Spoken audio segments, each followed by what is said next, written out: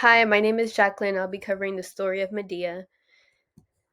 So, the two main characters of the story, or key characters of the story, are going to be Medea and Jason. Medea was born into a royalty family from Colchis.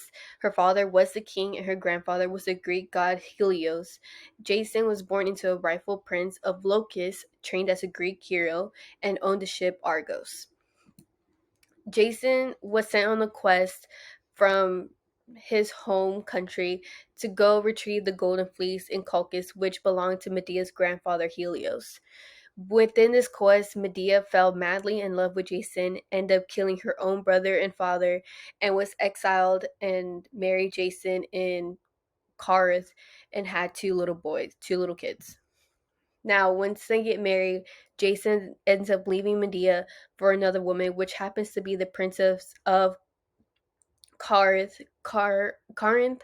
and marries her, leaving Medea. Medea is super, super enraged, angry, grieving, like just has all this hate, and she plans revenge to get back at Jason. So what she does is she sends a golden tiara, like a little golden thing, and a cloak to the princess, which happens to be poison, and she ends up killing the princess. And when the king tried to save her, he ends up killing himself because the poison it's still on the cloak. He tries to save his own daughter, but he ends up dying as well. So after this, Medea goes back into the home and she kills her two little boys, stabs them brutally, just kills them.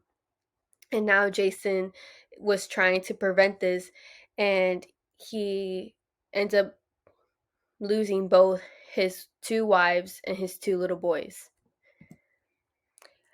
So reflecting on this, like grief plays a big part of this. Medea could have just taken it a little bit better, heard Jason out. She really could have just see why he ended up marrying the princess, because he did this for financial reasons, but to her, like, it was betrayal, and a betrayal played a big part of this. She betrayed her own family by killing her father and her brother, marrying Jason. Jason betrayed Medea by marrying this other woman. I said Medea still betrayed Jason because she killed his kids. I said a lot of this could have been prevented if they just made different decisions, but in Jason's eyes, he tried to do the best for his family, and Medea couldn't see that. She just saw he was with another woman. Connecting to this really connects to like think before you react, but I think the bigger picture is connecting this to women's right to take charge. Back in that time, Medea and many women like were kind of just put in the shadow of men. Men made all the decisions.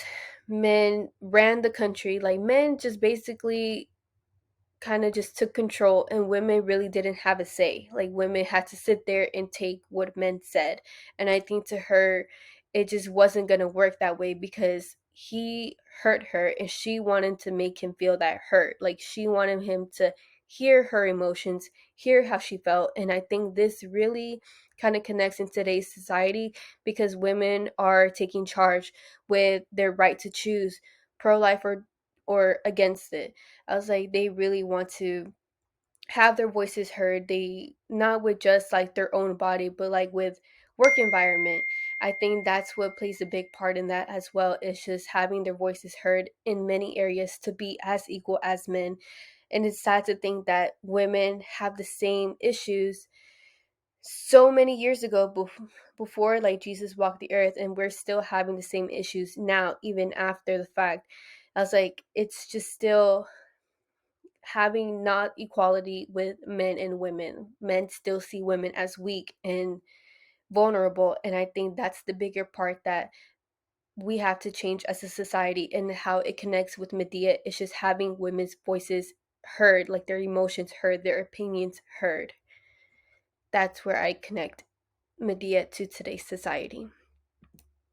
And here are my references. I just used everything from the compact analogy of world literature, and then I'll take any questions at this moment if there are any questions to be asked.